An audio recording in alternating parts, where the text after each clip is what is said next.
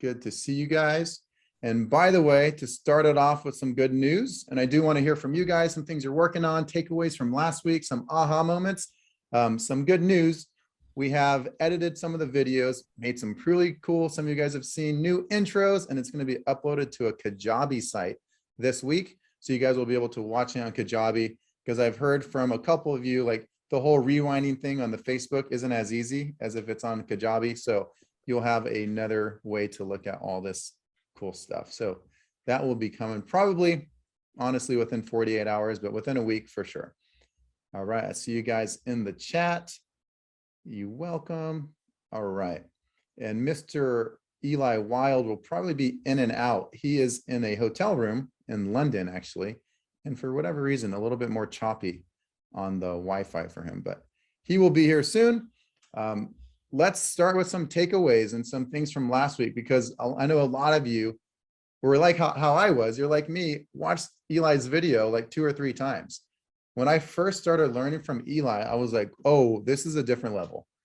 Okay, this is different. Like, this isn't the same stuff as everyone else, right? This guy has something else. But there's so much stuff, right, that you want to watch it a couple times, write it down, take the things that stood out to you, even if it's just 1 or 2 quotes, even if it's 1 or 2 metaphors, that can make a big difference, right? And I think that's really what we're looking at, is like learning a couple things that stood out where you go, oh, that's aligned with me. That's congruent with what I would do. I'm going to use that to help more people, right? Just those small things, right? Small hinges swing big doors. That's one thing I heard Eli say one time, and I started using it like that next day on a sales call, and it works, right? So a lot of good stuff. I would love to hear some aha moments or takeaways. So remember, guys, reaction button on the bottom, hit that smiley face, raise your hand, and we can hear from you. Let's start with the powerful Eric Auger. Hey, good morning. So the big aha moment for me was to, taking an objection that refers to an external factor and slowly turning it around back to an internal factor. Because when you do that, then you have control, not control, but you get influence of belief. If you stick with just the external factor, all you have to rely on is data, statistics, it's a lot harder. So that was the big aha moment. Whenever I get an objection that has to do with the market, with the product, is I think about how can I turn this around and point to a belief and see what I can find there. That's so good. How can you turn it around? How can you turn the belief around? So let's talk about that really quickly as a recap. Because if you remember last week, what Eli was teaching, it was 1, 2, 3. It's as easy as A, B, C, right? A belief has a 3-part structure. If is step 1. So if, then, means. That's a typical structure. If this happens, then it will result in this, which means that. Right? That's typically what it is. Now, the good news is, as you understand language, you can understand that you can shift the if for people. You can shift what the then means, or you can shift what the meaning is. Right? So there's different types of reframes, and he was going over a bunch of different examples of how you could do that. So 100% Eric, that's it. There's a call that I'm going to show you guys today. It's finally that day. You guys get to see another one of these calls where it's someone who says like $6,000 is too much. And then like 90 seconds later, she's like, this is a perfect fit. And it's just a lot of these reframes that are happening, similar to what you guys watched when I was dealing with that intelligent scientist last time. But this time you'll see me form a little bit more of an angle towards being an entrepreneur, whereas the last time was a little bit more towards being intelligent. But you'll see all those different labels happening and me speaking to their identity level, and it trickles down. So really good, awesome stuff. Thank you for that. If there's anything else that you guys, let me see in the chat, feel free to raise your hands too. Michael says, that's what I was gonna say. That's your big takeaway. Love it. Awesome. Cool. All right, so the powerful Eli Wild is in the room. He may be in and out, but real quick, just to make sure we have some energy in the room, you guys remember you can hold down the space bar. We are gonna show you advanced stuff, knowing that it's advanced. So we don't want you guys just to go out there and be trying to do Jedi mind tricks on people the whole time and forget about the basics. Remember, the framework is the answer.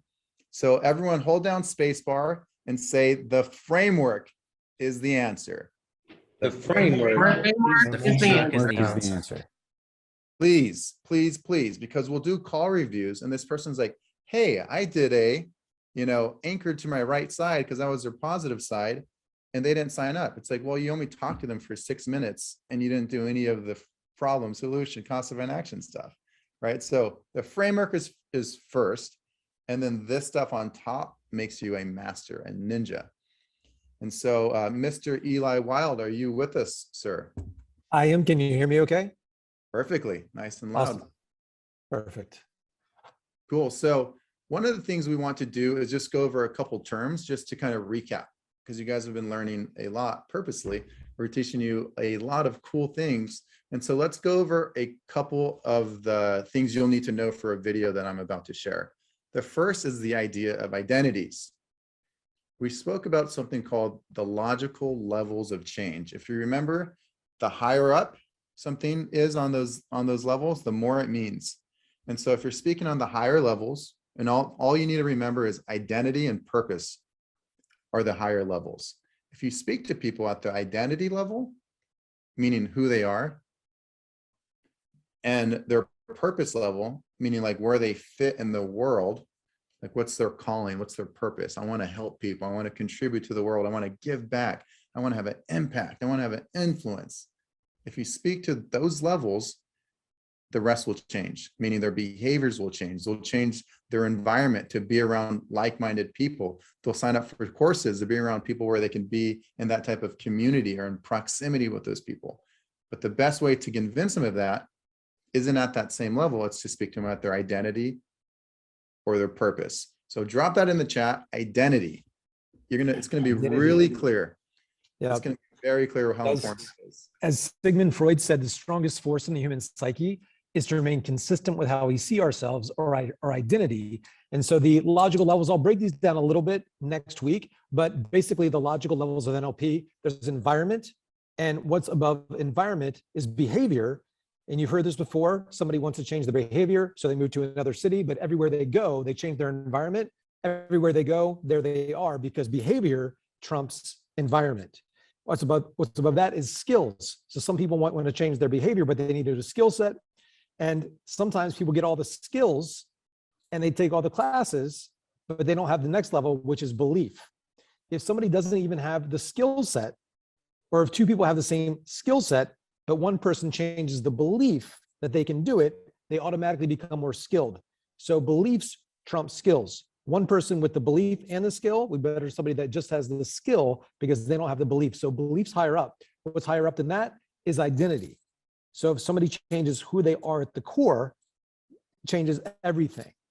So everything in their behavior follows an identity. So what we're doing with a lot of this language is locking them into a different identity. And as we get into the next couple of weeks, you're going to hear how I do this. And I've touched on it before, where we even pull their identity apart. Hey, John, sounds like there's a part of you that this, but there's a part of you that this. And so we're getting them to lock into this identity. And what's even one level above identity is purpose. This is when all of you, me, all of us, this is when a man or a woman becomes a superman or a superwoman because they have a vision that's bigger than themselves. And that vision that's bigger than themselves, their purpose and their mission is what makes a person become a stronger version of themselves. They have a reason to grow because that identity is linked to a vision and a purpose that's bigger than themselves. So that's the only way that you, me, anybody, including these clients, can actually grow when they have an identity that's in alignment with where they want to go and it's linked to a purpose bigger than themselves. So it's not all the skills, not all the behaviors, it's not the city they live in, it's not anything. It's really speaking to these higher levels. And so we're going to break that down more and show you how to link that with language. But for now, Eli's going to give you an exact example of it. I know a couple other things that we're going to mention, and I'll just mention this right away, is embedded commands. Yes. So I use these a lot, and you're going to hear these in the call. I do them all the time. And so even when I say things like, here's what you're going to want to think about, like I did kind of a little pause there, but I'm telling you what I want you to think about. And so, you know, even now, as you think about taking action on the things that you really want, like I'm giving a direct command. And so you'll hear a slight variance. It's very nuanced, but it's slight variance, meaning that there's action items that I want you to do. And when you listen to a Tony Robbins or anybody who's a prolific speaker, they're doing this on an unconscious level. And so this is something that you're going to want to do on an unconscious level as well. And so you're going to begin to see some of those that I'm doing all the time. And it puts a different level of emphasis on the action. And so it's very slight, especially one-on-one, it'll be very slight. But when I do it to a group, I'm very explicit in those commands. And so just be aware of them for now. Really good. And one of the things that, again, Eli is like a master at these embedded commands. I saw him do one of his calls. And again, there was like 110 people in this Zoom room. And he closed over 80% of them. And each of them paid thousands of dollars. So it wasn't a sales call. They just told them to click a button and they did it. And it was filled with embedded commands. But here's what's interesting about an embedded command. It's not just saying you should do this. You can also hide it in different, like you can hide it in stories or perceptual positions. So one thing that Eli, and this is going to be really relevant because you're going to see it happen, that I did it on a sales call just recently. But Eli might say, and luckily enough, Tony Robbins was there. I was living with his son, and he walks over to us because we both wanted to X, Y, and Z. We both had this goal, and he touched me on the shoulder and he looked me in the eye. And he said, if you really want to take it to the next level, you need to listen to this. You need to get better at sales. If you really want to help more people, it's about your form of communication. And you know that. Is he talking? No. Is Tony Robbins talking to Eli Wild? Or is Eli Sanchez talking to you? No. Right? Because I'm saying you. So you can see it. Eli can talk about this stuff all day, but really what you're doing is it's sometimes subconscious. You're not even consciously aware, but I'm speaking to you now. You need to get better at sales. If you want to really help the world, you need to work on your communication. But it's almost like, I'm not saying it to you. It's what Tony said to Eli. No. Yeah, it's a direct command, and you can be very explicit. If I say it to you directly, it can come off as offensive, but I say, you know what? I was talking to XYZ the other day, and he looked at me and he said, you need to stop and really take a good look at your life. You know, what the hell are you doing? So I can be really really direct in those commands, but I soften them because they're in quotes. And even though I'm telling a story, I'm still giving a direct command to you, and you have to accept it. And because I put it in quotes, you're not going to take offense to it. That's it. That's it. And so what you'll see is a lot of embedded commands. So let me share a quick little document going through a recap of stuff we went over, and also going through the stuff that you'll see, because I'm doing like 7 or 8 things in like this 90 seconds. I think you guys are going to love it. But let me share my screen right here. Can you guys see the Google document that says normalizing? Thumbs up. Got it? Yeah. Cool. Got it. Beautiful. So one thing that we need to do is think about that person that gives you an objection. If they give you an objection, oftentimes they're a little nervous to do it. And there's a reason that objection's coming. But if I want to overcome the objection, if I just try to slap them around right away, they're going to get resistance. So I like to try to normalize their feelings and minimize the fear. And so you'll see me do that. And I don't want to go all the way into it until you guys actually see the recording, but just take a note, write that down, normalizing and minimizing, and see if you notice it. I might say something along the lines of like, totally normal to feel that. Anyone would. Or yeah, there's going to always be some chance that you won't get a return. The next is what Eli just talked about, logical levels, speaking to her identity of being an intelligent entrepreneur. And little secret hint, I've anchored that throughout the beginning of the call, labeling her, as you guys know, is like smart move, makes sense. Oh, I love it. Like that's the entrepreneur spirit. So I'm saying things like that because I want everyone to feel that, but especially when I need to use it, like you'll see. Labeling positive characteristics. Just you saying that shows me that you care. Just you understanding that is a powerful thing that not everyone has, right? Creating that resourceful state. You don't need to understand all of this. You're going to watch this video again, guys, but I just want to go through it. Now, embedded commands. These are throughout this. People need to know that if you really want to have success, you need to be open. People need to know that if you really want to have success, you need to be open. Notice it. Hopefully you see it. Take the risk, move forward. Yeah, Next. just right there, there's something in NLP, I'll just mention, it's called referential index. So there's you, there's me, there's other people. And so, you know, all people know that you know, so I'm saying all people. So the first, even that one sentence, well, you know, all people realize. So there's no direct command there. You know, just all people realize. I'm making a suggestion that you need to. And now I'm pointing that agreement. So it's very slight. In one sentence, I'm going to break this down today. There's an agreement. Well, you know, all successful entrepreneurs, they realize that you have to take action in order for you to be successful. And so I'm taking the referential index from people to you, and it's accepted because in one sentence, he took all people to you, and this is an implied agreement that we both agreed to, and then I'm pointing it back at you, and now it's accepted. So a lot happening in one sentence. It's so fun. And again, the way I look at this stuff is, do you need to have all these embedded commands filled throughout your sales call to close people? Absolutely not. You don't. Like, you could close really high without all this stuff. But if you notice, all the top influencers, all the best people, these people who are the best at speaking, they all use this stuff. So it doesn't hurt. But first you need the foundation. So thank you guys for all writing that. You framework first, then this stuff becomes really cool. You'll notice the perceptual positions and dissociative language. Again, Eli's talking about like changing there's something called referential index, but changing who you're talking about. People feel this, or you can even say yourself, I feel this, but you're really kind of talking about them.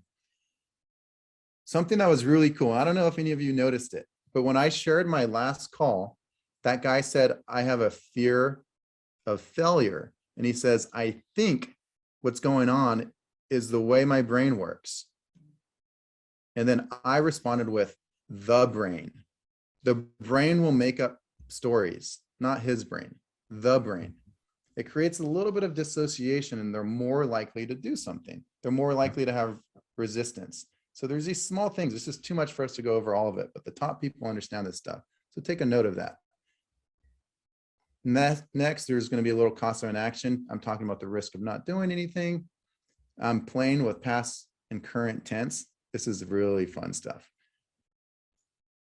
Basically, she says she's afraid, and I kind of reframe what fear is. Fear is normal. Anyone would feel that.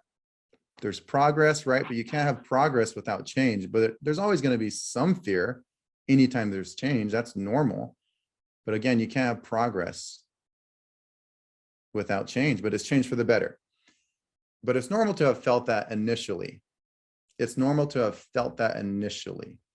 He's putting it in the past, putting it in the past. He's no longer feeling it, right? Yeah. And then some metaphors and analogies like Eli talked about. This person happens to be a fitness coach. So I'm using metaphors that would be aligned with her, like a muscle that you have to train. All right, with all that being said, let's have some fun. Here it is. But fear, by the way, is normal. Like that means you're human, right? You're supposed to go through that because that shows that you care. But there's risk to it. Yeah. Right. Drop in the chat anything you notice. Right now, drop in the chat any little either techniques or things that I'm saying that you might notice based off what we just went over. And we'll play it through, and then after we'll break this down. But fear, by the way, is normal. Like that means you're human, right? You're supposed to go through that because that shows that you care. But there's risk to it. Yeah. Right. And being able to accept it is powerful. Being able to accept there's a chance you could sign up and you don't get a return on your investment. It's a small chance, but there's a chance. And you have to be open to it because there's going to be more of these throughout your life where you have to make an investment. And I think you can't move forward without making change, right? That's what progress is, but it's change for the better. Yeah. And so the smartest people, they have to take risks, but they take calculated risk, So it's like, based off this information, it makes sense to take this risk versus the risk of not doing it. Yeah. but there's always going to be that initially when you first hear it, like, man, that's $5,000. I could do this with that amount of money, that's normal to feel that, but it's like, it's a muscle almost that you have to build of, it's a risk, but I'm used to taking risks because that's what entrepreneurs do. Right. But Yeah. it's normal. I preach the same things to my clients. So how can I not like embody that myself, and I know, like you said, calculated risk. I'm like, I did enough research to know that like, I feel good about like taking the next step, like with you and work. Boom. Really interesting. Right before that says $6,000 is too much, doesn't make sense. And then 90 seconds later, I've done the research. I feel good. I want to take the next step. Let's do this. Like, how does that happen? How does someone change their mind that quickly? Just like the previous call I shared with the scientist who says, don't challenge me. I want the easy way out. And I have a fear of failure. And then 90 seconds later, he's teaching me how to have the right perspective for success. Like, how is that happening, right? It's shifting their belief systems. It's shifting their identity. And so there's a lot of things there. And sharing it is always a little intimidating, sharing it, because we don't want it to feel overwhelming. So that's why we're kind of set all that stuff up. And I noticed in the chat, which I was really surprised, you guys are calling out a bunch of things that were happening. So don't feel that you have to memorize that. Don't feel like you have to do all those things, because there's a lot happening there. But what do you see, Nikki? Because I've seen a lot of head nods and some smiles from you guys. I just want to hear from you guys. Like, what are a couple things that stood out for you, Nikki? That was just so good. Your whole speaking was amazing, but normalizing it, like you said, you're linking them to that identity. And she even came back with like, this is what I tell my clients. So she's almost in the state where I can't not do this, Right. And Nikki has some experience with like hypnosis. And so you understand like the forms of you scare people a little bit. You can lose people when you say the word trance or hypnosis, right? But think of just the word more suggestible or more compliant and more likely to listen. One of the ways you know what you just said works is when they repeat the words back to you. Right. And one of the things I said, if you notice, and I'll say it slower now, is something along the lines of, it's normal to have fear, right? Anytime there's change, there's going to be fear. That means you're human, but you can't have change for the better. I mean, you can't have progress without change, but progress is what? Progress is change for the better, but it's normal to have felt some of that fear initially. And so if you notice the stuff Eli was talking about last week, like if then means, right? I'm just changing what it means. Changing the meaning. Yeah. I'm just changing the meaning. So a lot of stuff there and a ton of comments. So thank you guys for kind of going over it. You can watch the replay and see a lot of that stuff. Again, the breakdown, I think, to be aware of, if we just go through it really briefly one more time, and then Eli's going to take over a lot of it. Normalizing and minimizing. Why am I doing that? I want her to feel comfortable with telling me it's too expensive. Because if she's resistant, she's going to be defending in her brain why she says she can't pay $6,000. So if instead of me saying, well, how are you ever going to provide for your family if you're not willing to take a risk? Her brain's going to back up why she said not to sign up. So instead, it's like, that's powerful that you realize it. It shows you actually care, and it's normal to feel that. Anyone would. And so right away, her shoulders drop and she's like, I'm being understood. I'm not an idiot for saying it's too expensive. That person is so much easier to work with now. And so now that I got her there, I can start that reframe. And then I started speaking to her identity level of her being this entrepreneur, intelligent, right? And powerful. And then there's all those embedded commands. If you guys notice, you'll watch the replay. I'm saying, accept it. You need to be open. You have to make an investment. Take this risk. Move forward. Which sounds crazy. Like, how could you get like away with saying all that stuff? But I'm hiding it in the perceptual positions that Eli was talking about. So a lot of stuff there. Hopefully that was helpful for you guys to see it live. Eli, I know you have a lot to go over today, but if that was helpful, drop a 1 in the chat. If that was helpful, I just want to make sure. Good. I'm getting some thumbs up and head nods too. Because there's a lot of stuff there. But Eli, you're with us, sir. I'll let you fly the plane. Awesome. Yeah, I'm going to take this over. Last week, we went over a lot of the frames and patterns, pulling apart a belief, if then means, there's 14 reframe patterns. So I'm going to touch on them at the end of this call. Next week, we're going to go deep into, part of your homework is going to be to make these your own, but I wanted to go deeper and build upon what we covered last week, give you some more examples of how it actually works. And then I'm going to give you all of the different frames at the end of this call. And we're going to begin to show you how to put them together, just like Eli did, give you some examples, some advanced examples, so you can see everything that's happening. One of the things that I'm just going to touch on today that Eli did so well that I have to mention, he did what's called chunking up. So they're in the specifics of this $6,000, this offer. Well, you know, in life, so making it like in life, dealing with challenges. So we're creating an agreement. And the way that all of the NLP books talk about creating an agreement, and this is how it's done. It's when there's a little bit of conflict, I agree and I appreciate and I respect and so you don't have to say those exact words. But what Eli did is he created an agreement by chunking up. Well, in life, you know, it's agreeing. And in life, you know, I think that we always have to deal with challenges, and it's completely normal to feel fear anytime you're about to do something that's a little bit outside your comfort zone.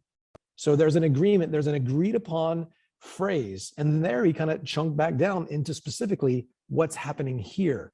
And so sometimes when there's conflict here, you chunk up out of it. And sometimes on the opposite side, on a sales call, we want to chunk down. People say, oh, well, I can't do this or that's, well, how, you know, how specifically? Well, how many calls were you on last week before that? So sometimes we want to get them into the specifics, especially when we want them giving you information. When you're eliciting information, you want to get specifics of what's happening inside of their mind, and we can chunk that up. And so I'm going to break down all the patterns for you today, and then we're going to go deeper into them next week. Last week, I know I put together a document, put a 1 in the chat if you saw the document, because I put a lot of time into that. It's like 18 pages of language patterns with examples, and I didn't want to overwhelm you this week. And so I made it really, really tight. Is it okay if I sit in here to do this presentation? My internet's not working in my room. Awesome. Awesome. Thank you. So without any further ado, I am going to crank into this. And some of these I've built upon. You're going to see that even outside of sleight of mouth and language patterns, I broke them down to help you get really clear as to what's happening inside of the prospect, inside of their mind, and how they're evaluating information. I'm going to make it really, really clear. And so one of the patterns that I didn't go over last week that I think is super powerful, and I know that most all of you already have this inside of your actual sales scripts and process, it's simply consequence. And so we've all heard consequence questions. Well, what's going to happen if you don't? And so I want to introduce you to some different ways to basically put consequence of an action, cost of an action inside of their mind. And so one of the things that we want to understand is that time expands consequence. So as we get into the second half of today, really breaking down time and money objections, I want you to understand that time expands consequence. So this could mean good or bad. It's simply the result of our actions, and it doesn't have to be necessarily negative, though it's usually framed that way.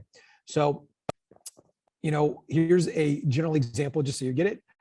What did your parents say to you about not putting on your seatbelt or brushing your teeth? There was a negative consequence.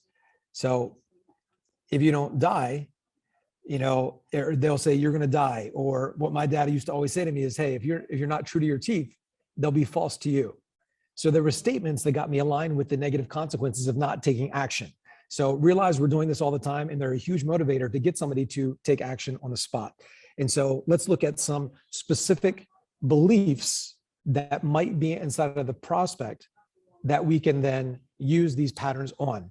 And so the first one that we're going to do, just as a general example, is they might have a belief that learning this content, taking your course, is too time consuming. So they believe that it's too time consuming, therefore they can't do it.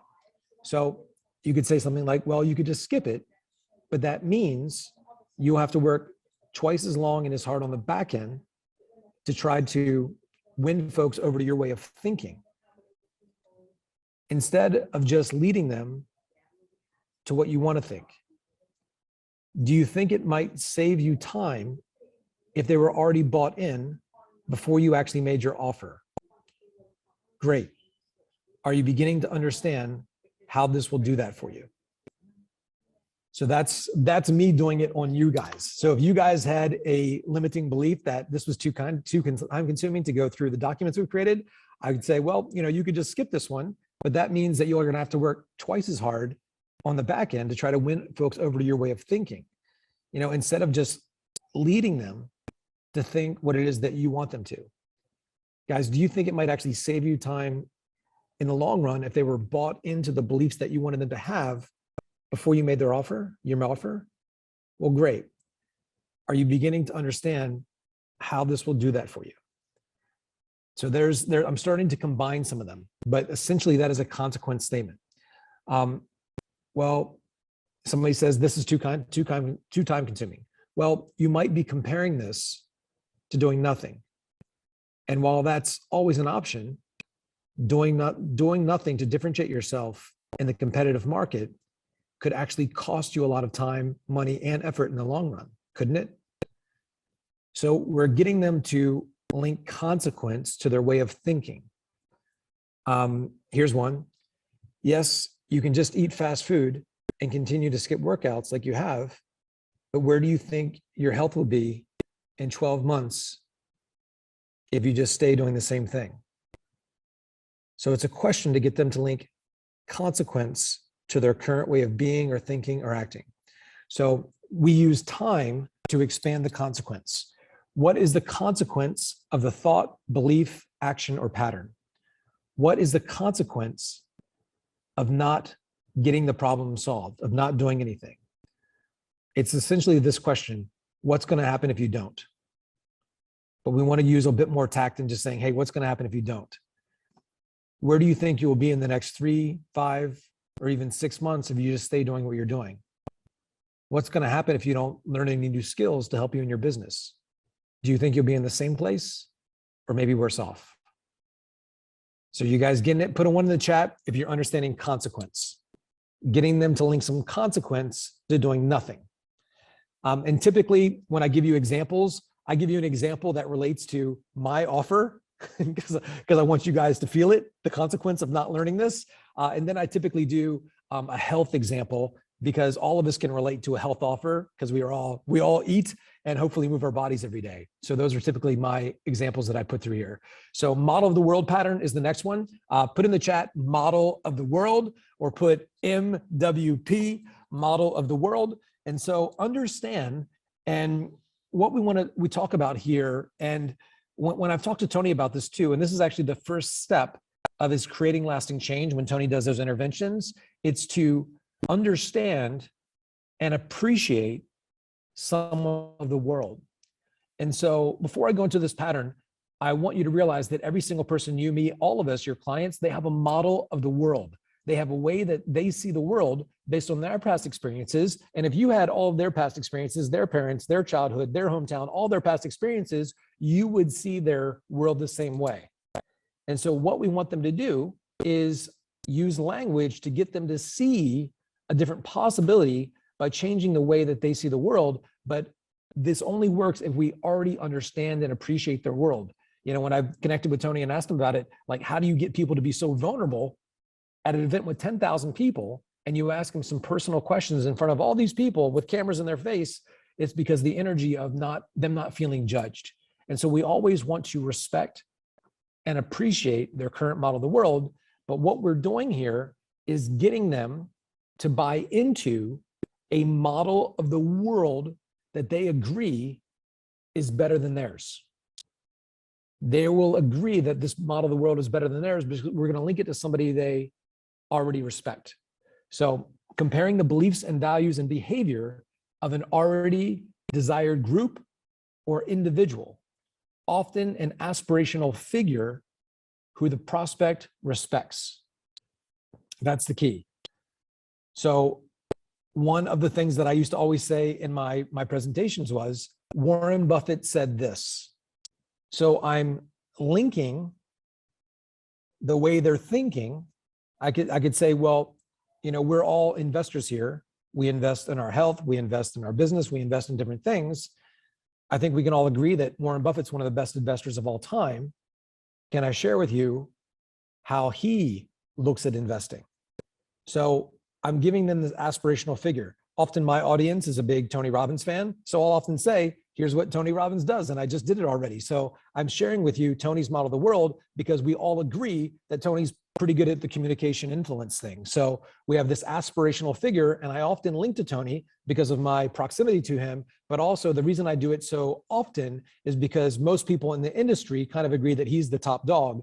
And so because of my proximity, I can leverage something he said to me, and I can get people to create an agreement that that model of the world layered on top of theirs is something they should at least absorb. And so common questions I might use, is that how Warren Buffett would choose to think about that? Is that how Tony Robbins would think? Can I share with you what top salespeople in your industry do? Can I share with you what the top realtors do? Can I share with you what 8-figure entrepreneurs do to respond to a situation just like that? So I'm introducing a model of the world into the conversation. And you can use this sometimes in the discovery when you can tell they have a view of the world or themselves that aren't in alignment with a person they want to be. So I can't tell you how many billionaires, so they might have a little bit of resistance in the middle of the discovery. I'm creating an agreement here. I say, you know what? I can't tell you how many billionaires or even like multimillionaires say the biggest regret that they have is simply that they didn't start sooner and play bigger. The number one advice that Richard Branson always gives the people that I'm friends with is he says, start before you're ready. If you feel like you aren't ready, then that's actually a good thing. It means that you're growing. So I'm telling them what it means to feel that right there too. So you guys understanding model of the world? You guys getting it? Give me a thumbs up. So these are things that you're going to start to notice all the time. Here is how you can elicit the aspirational figure. So Warren Buffett, we all know, Tony Robbins, you could have somebody in your specific industry, but if you're talking to somebody on your offer, you could even ask them, well, who's someone that you currently look up to? Who's somebody in the industry that you aspire to be like? Okay, well, how do you think they would respond in a situation like this where they wanted to grow their business? And so you could ask them, who's an entrepreneur, a health coach, or whatever it is that you look up to? It could be Oprah. She's a really big one. Can I share with you what our most successful clients do? So now they're asking, so they're going to say, yeah. So I can share with them the model of the world and the belief system of people they want to be like. Can I share with you what all XYZ do to get that we're once where you are now? Can I share with you what the top salespeople in our industry do who were starting out like yourself? Can I share with you some of the thoughts that they have on how they go about their day? And so I'm getting them to buy into that model of the world. A lot of entrepreneurs and marketers in the space have gotten their messaging completely wrong. They make it all about them and their results. Can I share with you what the top marketers do right now that sustain their success? They don't just report, they don't just tell people how good they are. They're able to report and document what they do for themselves and for their clients. So it's basically me saying, I'm not directly saying, hey, you're thinking about it wrong, because you might hear in the discovery some thought they have around investing or about risk. And then you say, can I share with you how the most successful people go about this? And so we're creating an agreement. And so here is a very explicit way to create an agreement. One of the things I've noticed is that all successful entrepreneurs who have longevity do is they blank. You know what I noticed that all successful salespeople have in common? And then I'm going to tell them. Do you want to know what all of the healthiest people do who lost weight and kept it off on their health journey? So here's what the people who've gotten the best results have done. Here's one of the things I've noticed about successful entrepreneurs. They are prolific with their communication. So often say a statement like that. That's a general statement. So if I was teaching a communication course, even on my discovery, If they're a little bit like, well, you know, I don't know how important it is. I've put this off for a while. I'll say, you know what? One of the things I've noticed, and I'm sure you have as well, at the most successful people in our space, whether it's on video, on sales calls, anytime you see these 8, 9, 10-figure entrepreneurs go about communicating, they are excellent in their communication. And then they'll agree to that. And I'll say, so, you know, if you were to compare to yourself to who's somebody that you respect and admire, they might say Tony Robbins. Well, how do you think that you compare to him? And they're going to say, so I'm creating a bit of a gap there too, giving them a standard or a model of the world to buy into. So it helps me create an agreement.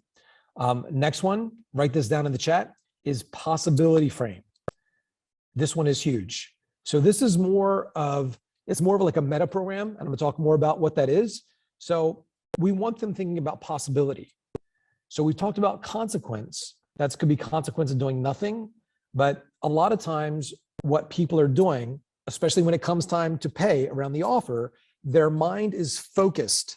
They've got some kind of internal question focusing on the problem or the pain, or they're linking like the problem of investing.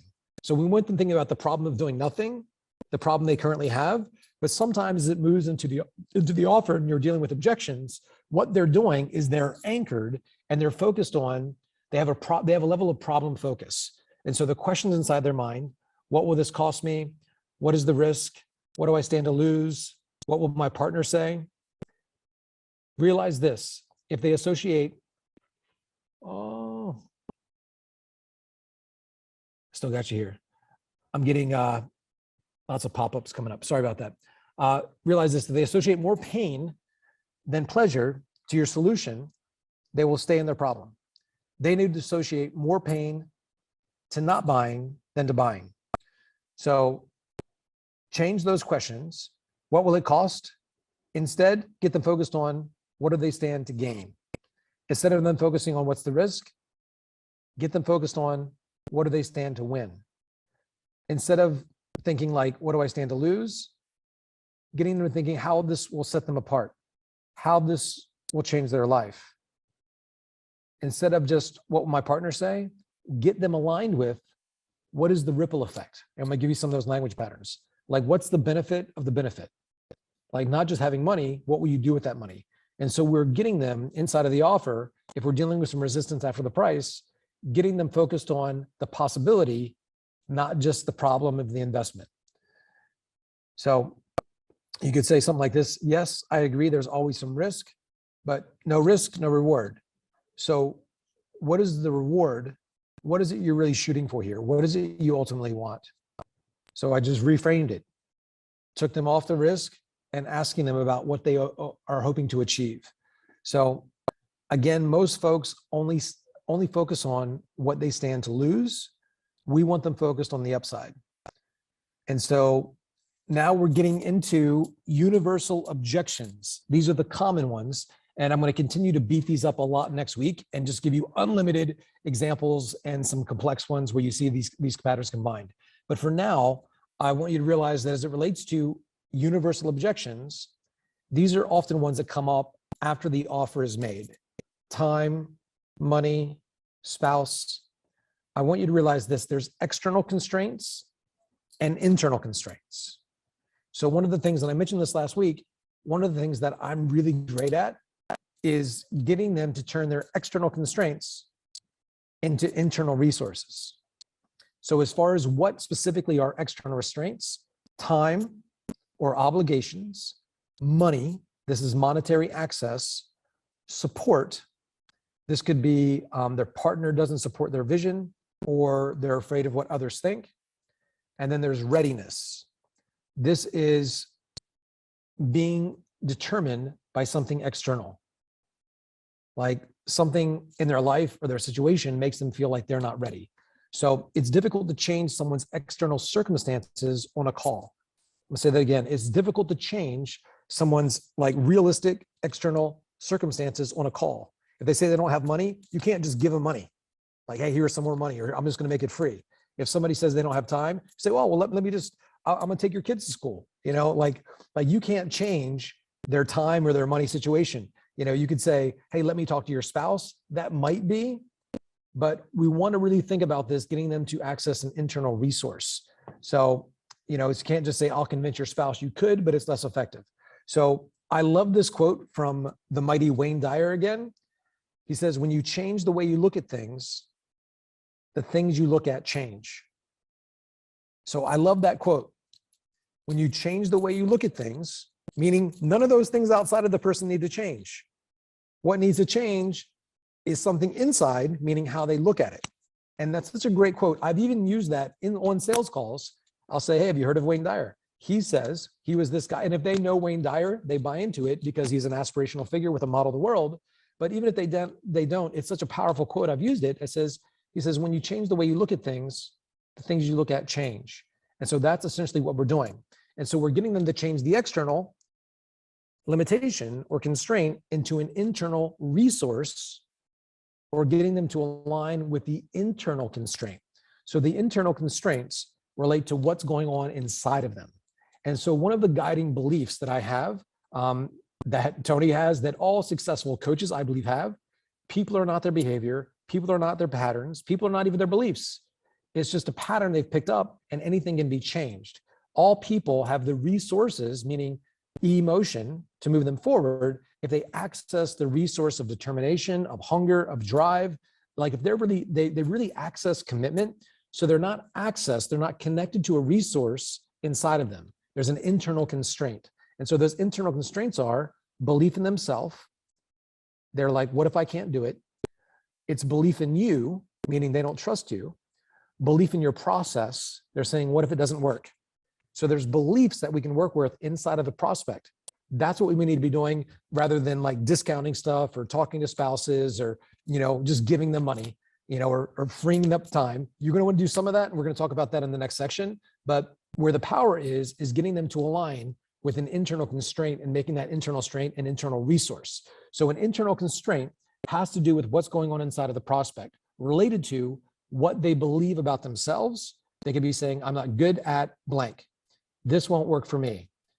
It has to do with what they believe about the externals more than the actual externals. So you cannot always change someone's externals. So instead, we are changing what they believe about those externals. So all of the patterns that we've used up until this point relate. And as we get deeper throughout this, you're going to see how they all come together. So the first one we're going to stab here is money. And I'm going to crank through money. And then I'm going to run back to my room to plug in my computer because the charger wasn't working. So hopefully my internet will work there. But money. So money. Everyone put money in the chat really quick, just to make sure you guys are all here. Have you ever gotten a money objection? So for the next 2 weeks, you're going to have 100 ways to handle it.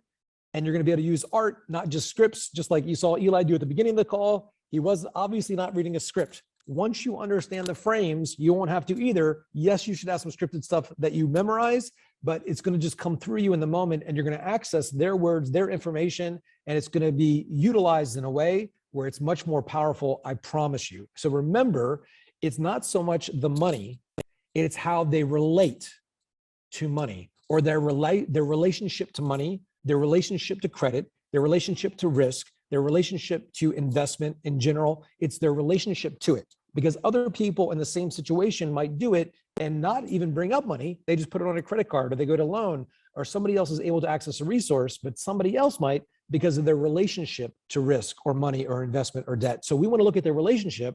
And I want you to realize that we all have a different relationship with money. And often what salespeople do is they project their own limiting money beliefs onto the prospect. We call this the law of the mirror. And I know you guys have heard this before. I have worked with sales teams, and they had an offer, same VSL, same application, same ad, same everything. And there was 3 salespeople.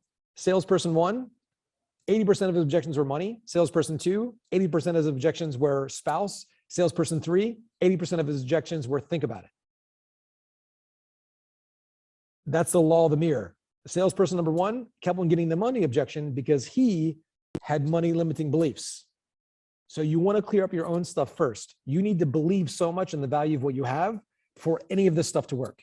And so I've got more to talk about that here, but I'm going to just crank through this. So remember, so to do this effectively, you must have a great relationship with money yourself.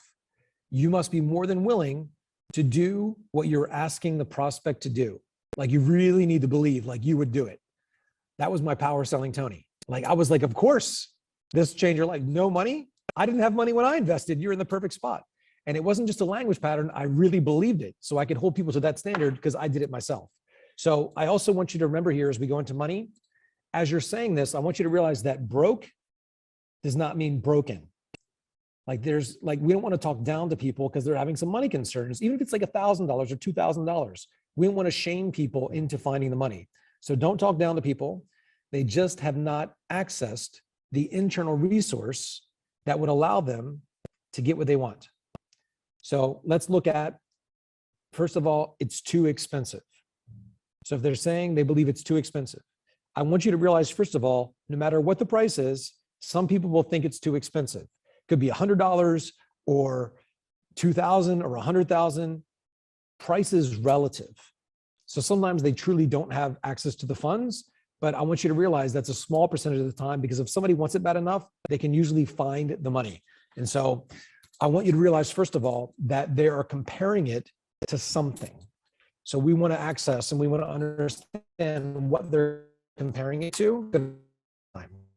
And so no matter what the price is, somebody will find it too expensive. And I just want to bring this up really quick as I run to my room to charge up my, I had a one-on-one close this woman after one of my Tony Robbins talks. And I sat down with this elderly.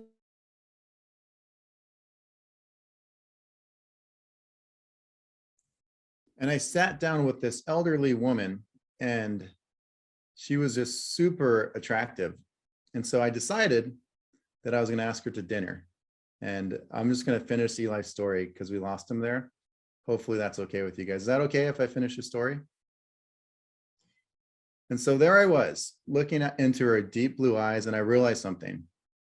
The law of the mirror. She's partly me. All right. Sorry, guys. So Eli probably has a little bit of internet problems. All good. The classic hotel reframe. He got you. Hopefully that was helpful for you guys. We're getting towards the last 5 minutes of it. I would love to hear a little bit of feedback from you guys on some aha moments, and then I'll use that time and update you guys a little bit on some things that I think you guys can use today. So what are some things that stand out? Because I know we went over a lot today. Love to hear some aha moments and some things standing out for you guys. Oliver, you're up, sir. Awesome. So yeah, that one of linking it to people, I can lower my hand up, people that have achieved what, so people that they look up to. So billionaires, you know, and then also like probably the people, like the person that owns the company that I work for. Mm-hmm. So linking it to them, if they, you know, trust them, that has to be there, right? So I think generally speaking, I think if there's some sales resistance, that's even more powerful to go for like the general billionaires, because it's not so attached to us, it's less high pressure. And I think that sounds like a lot better. So going for, you know, Richard Branson, you can go for the big names, you know, everybody knows, Warren Buffett, Elon Musk, you know, those types. So that's super powerful, you know, well, you know, that's definitely one way of looking at it, you know, doing that, minimizing it. That's what I say. I don't know if that's the best one, but then, I mean, are you open to seeing it in a different light? Maybe saying something like that. Low, how do you say it? Low pressure, and then saying kind of how they would see it. But the other one also, which I need to look back on, because that was an interesting one, was saying like, how do you see yourself being different from them? That was an interesting one, and I want to get more clarity on that, but I can tell that's powerful as well. So amazing stuff. Thank you. Just the idea of authority, by the way.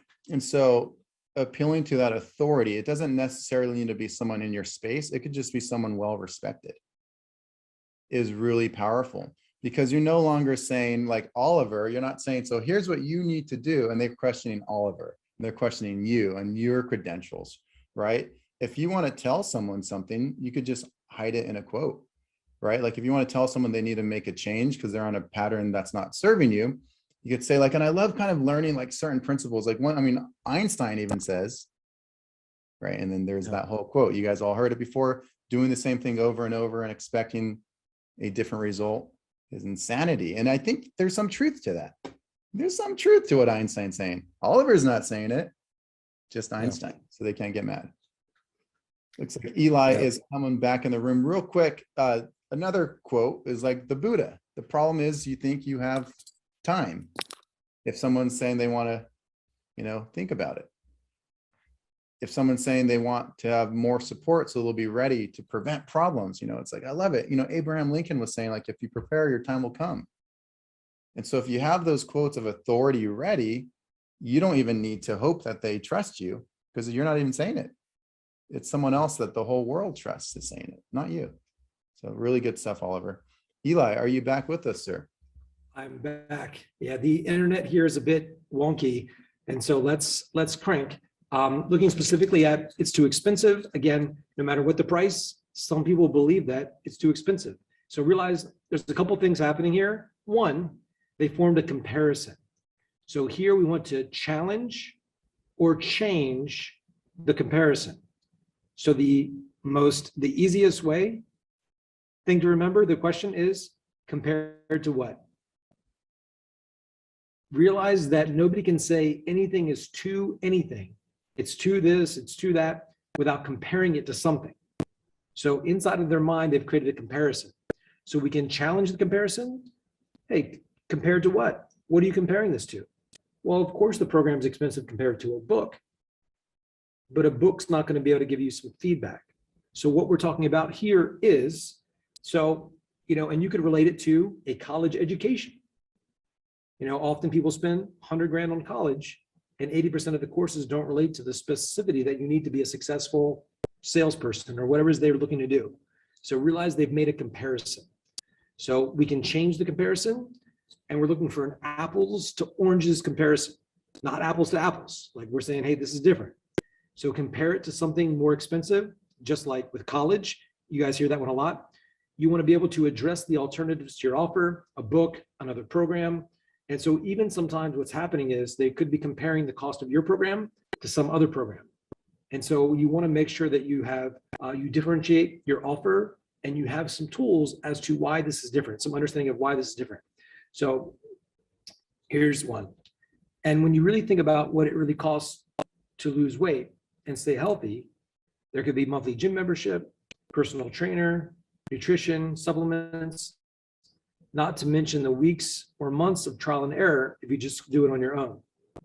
And so we're comparing doing it on their own to your simplified system. So we want to change the comparison. And I gave you a couple of examples there, but realize this, they're comparing it to something. Or two, they don't see the value. When they say it's too expensive, this is what's most common. It means they don't see the value. And so they could say, 10K is a lot of money. And, you could even ask them, they say, oh, it's $5 grand, it's a lot of money. Well, let me ask you, is $1 million a lot of money? Or say somebody says $10,000, that's a lot of money. Well, yeah, for a meal, but some people spend that at charities every single day. However, $10,000 for your dream car is not a lot of money. So price is relative. You need to understand right here that what you're showing them, you need to believe that it's worth 10 times what you're charging. You need to believe that first, and you need them to believe it as well. It's not if something costs $100, you show them it's worth $100. You need to show them it's worth 1,000. So I'm about to show you how to create a world of value. So the value is up to the prospect, and it's up to you to communicate and demonstrate the true value, which exceeds the price inside of the mind of the prospect. Value is in the eye of the beholder, so we must put the worth of the value in their eye. So it's in the eye, values in the eye of the beholder. So we need to put the value in their eye and in their mind to help them see the value. So we want to make them feel like they are getting the better deal, that the upside of the investment is worth far more than what they're spending. So how do we do this? We're creating a world of value. How do we actually build value? And I've been asked this so many times, so I wanted to put together, it's kind of like 6 steps here on things that you need to have.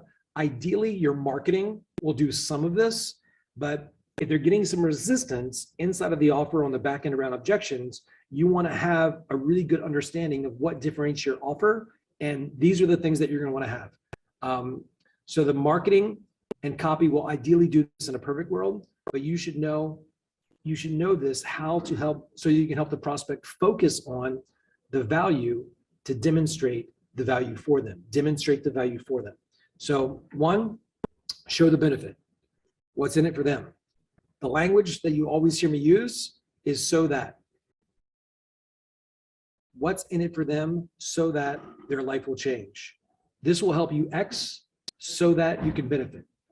This will help you understand language on a deeper level so that you can bypass your prospect's resistance and ultimately lead to more sales. So that benefit. Example, I'm going to give you at least 6 linguistic NLP-based patterns today to help you create objectionless closes. So the benefit is objectionless closes. I'm going to walk you through 8 ways to work out on the road so that you can save time on your workouts. So the first is just showing benefits. That's how we build value. That's the most basic one, but most people stop there. 2, demonstrate what's at stake.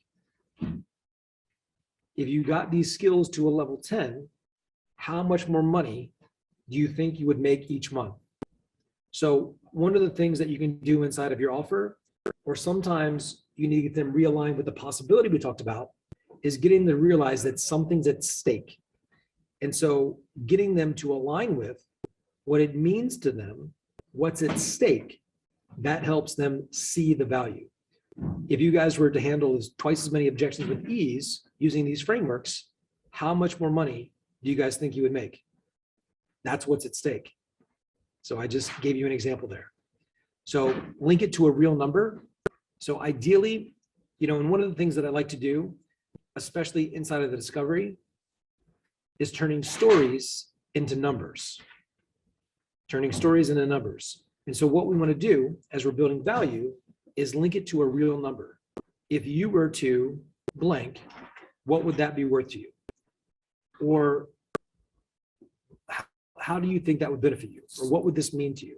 So ideally, you want to link it to money. And even with health or relationship offers, you can usually link it to money, or it could be level of happiness, scale of 1 to 10. What would this mean to you? So we want to link it to a real number that's above what they're currently experiencing. So if you had to do this over time, how much do you think it would cost you? And if you had to do this on your own, how much do you think it would cost you in time, missed opportunity, or doing it all yourself without a system? So we're linking that to a real number. How much would it cost you? And then 4, show the ripple effect. What else changes in their life after they have your solution in place? What do you think might be possible in your life if you had the health, the energy, the skills that you're wanting? How would that affect your relationship? Showing the ripple effect. That's like the benefit of the benefit. Identify and share the possible ripple effect. This creates more value. Ideally, when we ask them questions, they tell us the benefit of the benefit. Learning to speak this way does not only make you more sales, you can shift the thoughts and beliefs of your family, your friends, and coaching clients as well.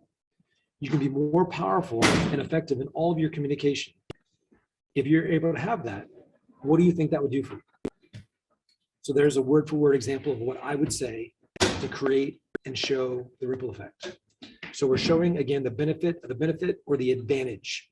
What is the ripple effect of learning this material? You can not only close more folks with ease, you will also have less stress related to your sales. Where else would having less stress in your life help you? Where does this benefit you in your personal life? Do you think you could use these skills in your personal life as well? So there's me giving you examples of how I would use it here. Number 5, building value is speed. You want to show that what you do saves time, energy, and money. Quicker, faster, easier. Your offer should show. Can you guys hear me okay? Is this, let me know. Is this better with my headset in? Or am I just, okay, awesome. Awesome. Sorry about that. Boom, so speed. So showing them how your offer, all of your offers should do this, by the way. And these are things that you can include inside of your offer. It could be templates, pre-made spreadsheets, meal plans, a resource list. You want to be able to really be clear and make it clear inside of the mind of the prospect where there's an agreement that what you do actually saves them time. Number 6, show and discredit alternatives. This brings more relevancy to your way or your offer. You might be thinking X, and of course you could do it that way. And if you do, that will also cost you Y. So show and discredit alternatives. So this might be, if they're looking at something else, this is you building value again inside of your offer. Well, you could do it this way, or you could try that, but I don't think that would work for you because. And so, because of what you told me. And so we get them to agree that the alternatives aren't as good as your thing. So show cost of inaction. We touched on that a little bit. The cost of not solving your problem. So oftentimes too, in the discovery, most of you have some kind of consequence question inside of your discovery. Realize this, when it comes to objection handling on the back end, oftentimes you will have to ask another consequence question. And it could be very similar to the one that we already went over, but sometimes just realigning them with consequence is key. So consequence or cost of inaction, cost of not solving the problem, joining your program, in missed opportunity, time, money, energy, or stress. Okay, and because you're considering this, really it means that it's already cost you a lot not having these skills. I mean, what's going to happen if you don't get these skills? So cost of inaction. So now let's look at really quick, I can't afford it. So this is often fear. It might be fear around spending that much money. It could mean they simply have never spent that much before. So you can respond, how do you mean by that? We need to get the meaning. Remember, if then means, we need to get the meaning.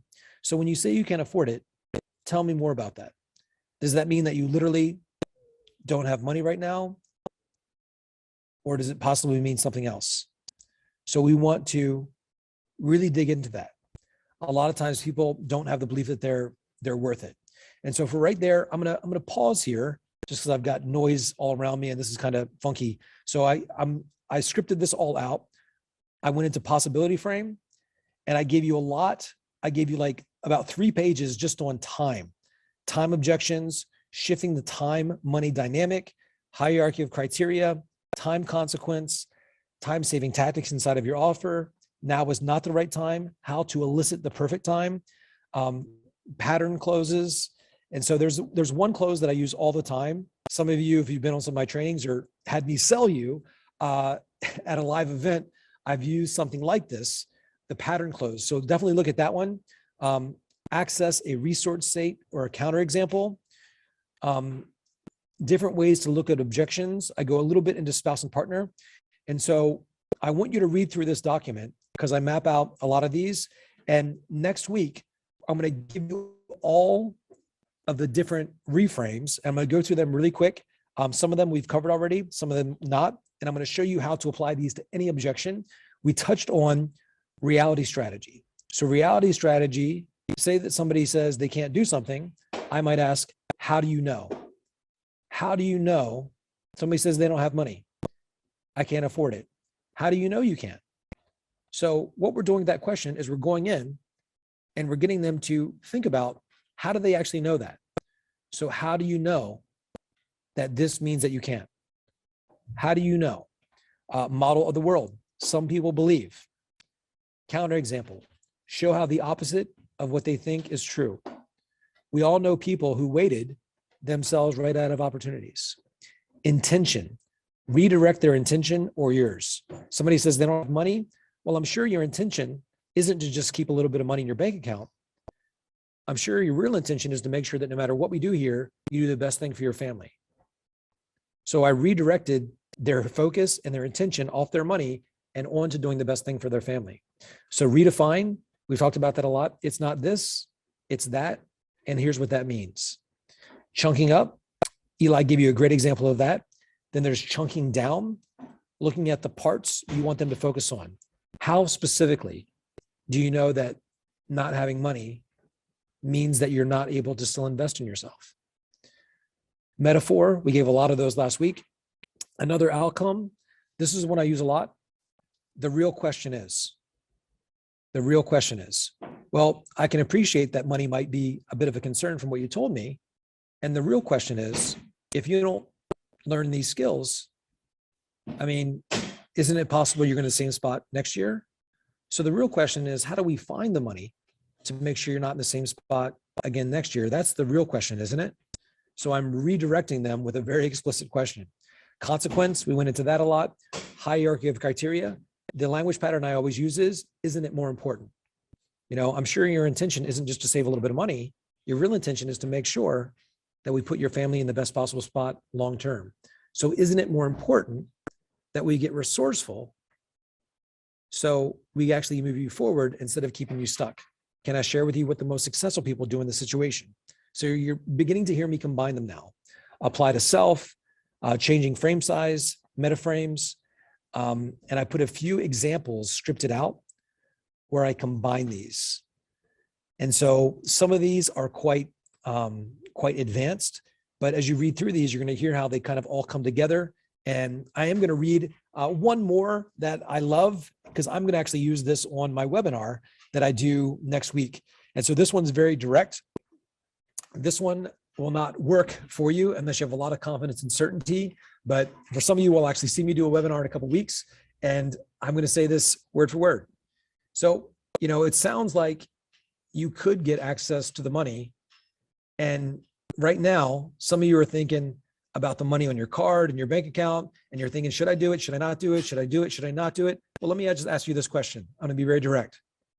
Just keeping your money in your bank account, is that likely, just keeping it there, is that likely going to give you the opportunity to have more of it in the next 3 months? If you just keep the same money there? Well, it probably isn't.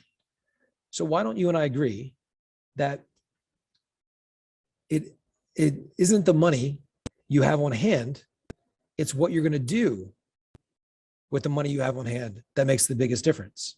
Isn't that right? It's not the money you have right now, it's what you do with the money you have on hand. So the real question is, Eli, if I give you my money, can you put it to work for me? And the answer is, of course.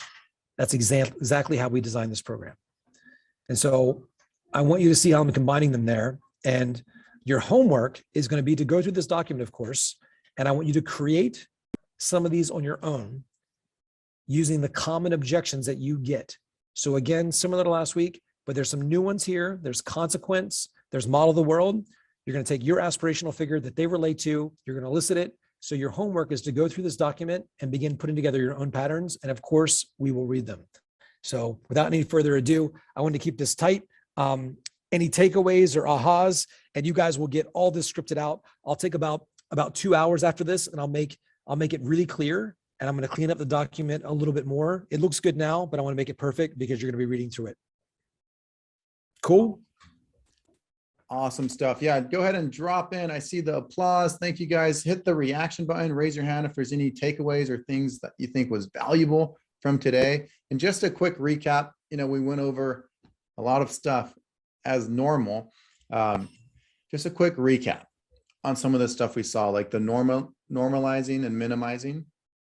Instead of trying to make it complicated, here's a very simple way to look at things. Just think of their state. Is this person in the right state to make a change? No? Let's change their state. So if they're resistant, you have to kind of encourage them a little bit or normalize it, or anyone would feel that, or it makes sense what you're saying. And now they're in a state that's you can work with, a resourceful state. We talked a lot about like the logical levels last week. And then again, this week, the identities. We went into embedded commands. As you rewatch even Eli Speak Naturally, Eli Wild, you'll probably notice he inserts those a lot just naturally. Now, perceptual positions or referential index, changing where the instruction's coming from. You're not necessarily, it's not like Oliver was saying, it's not Oliver saying it to someone. It's Abraham Lincoln quote. Well, or people feel this. Or like in the call I showed a couple of weeks ago, the brain will sometimes trick itself. Not your brain is broken. The brain will sometimes trick itself. Right. And you see him nod right away, because I'm not saying his brain's broken. If that guy was a scientist, he's intelligent. If I say his brain's broken, he's not going to like it, is he? Right. So it's a little bit different, but I'm just creating a more, again, it's not about your intention, it's about the reception. right? It's not about what you say, it's about what they hear. So you have to kind of change it a little bit. Yeah, so speaking through authority, speaking through different, perceptual positions, really powerful. One thing, if you notice, because Eli uses the word combine, you can kind of combine this stuff. He just used that little bit that said, like, we all know people who waited, and you can kind of go further with that at the end of the call. Or to recap some stuff we talked about on like week 1, you could prevent that by saying you'd be surprised how many people wait until it's a disaster, right? So these all really work together really smoothly. I think you could set that up just for clarity, like, so how long have you been looking for a better solution? Oh, the last 3 or 4 months. Okay, great. And you'd be surprised how many people have been waiting, a year and now it's a disaster, or they wait 6 months and now there's like 30 other problems. And they go, oh, no, not me. Right. It makes sense. Preventing is always better. These all come together really smooth. I think the challenge is we have to just show you guys all these different techniques, show you the names of them, and then show you how we use them. Step 1 is awareness. And then step 2, you guys can start implementing them. The cool thing is last week, you guys sent me a couple more videos. Thank you guys for sending us those videos of a lot of the stuff you guys are already using on the call. Don't be afraid to try it. Don't be afraid to use it. Antia, you are up. I think you're muted. I can't believe There that you I go. One was like showing discredit alternatives. So that's usually something I don't do. And, I'm like wondering, because even though they may not mention it, but they may still think about it. A lot of my women are shopping. Yeah, and the other thing is also about, it's not about the money on hand, but what you do with the money on hand. Because I would say about 90% of the women that come to me have the money, but they don't think it's like the right investment, or I need to think about it if they should wash their hamster's hair instead. Yeah, I love it. 100%. Yeah, the reframe is so important, right? Just all you have to do is just change it slightly, change that image in their mind slightly, and then now they're playing not with their rules, but with your rules. You're kind of setting the criteria. I might have mentioned it just in general. The idea of reframes is so fascinating to me. Eli Wild and I were on a call recently with a relatively really big name in marketing, one of Russell Brunson's right-hand man, and he was saying this to us. He goes, YouTube is filled with value. You can get value anywhere these days. What I have is insight. I teach insight. And the difference is insight is something you think about that next week. Insight is something you think about a month later. And so what I'm going to give you guys is some insight. It's the same thing, but because he set the rules to it, it now means something totally different. And in our minds, we're like, wow, this guy is insightful, right? He set a reframe on us. Yeah, so good. It's So really good. powerful. All the top people know how to do these quick little reframes. And if you watch these replays, you'll see Eli's doing a ton of them. Really, really powerful. So thank you, Antia. Really good. Marco, you're up. So thank you guys, by the way. I'm just loving the program so far. The thing I'm looking at is the time sliding, or our purpose on the call is really to condense time. And their purpose really is to place time in between themselves and the goal. So even when you're asking them questions to tell their story, you're looking at condensing time. Okay, what's going to happen if this continues? If the past continues forward, what'll happen? So that's one of the biggest things that I found that I love about the program so far. Thank you. Yeah, it's we're changing, and so there's some examples in there too. Changing frame size. So consequence related to time. Consequence, expands time, expands consequence. So when they look at this problem they have, it's like, well, it's like it's costing them a little bit each day, but if you add that up over the next so many years, now it's more painful. So time can expand consequence. Very cool. Awesome, Great. guys. Yeah, I will have this document up within the hour and we'll get this replay to you guys. Sorry about my connection here and all the noise and everything. I changed hotel rooms here today and it didn't work. last minute. So it is what it is, but we'll get this cleaned up and it looks good. You guys are getting it. The homework is amazing, by the way. And I'll have we already have a clear description of the homework today. So you'll want to go through these patterns and just make them your own. And I'll look over them, take the objections that you hear commonly and start to use some of these frameworks, practice them, and you'll be mastering this in no time. 100%. And even if you guys just take one or two things, like I said, one or two things per day, that's huge. So many of you guys have just said week 1 was worth the amount alone. You know, week 2 was worth that amount alone. Week 3, just take one or two things and use it. Right? You have to actually use it. And then from there, you can add to it later. And I loved Eli's little old lady story, the old lady open loop, and then he leaves us hanging. Classic old lady open loop reframe. Thank you, Eli. We'll talk about it next week, the old lady story. Yeah. There's the open loop right there. So powerful. This guy can't be stopped.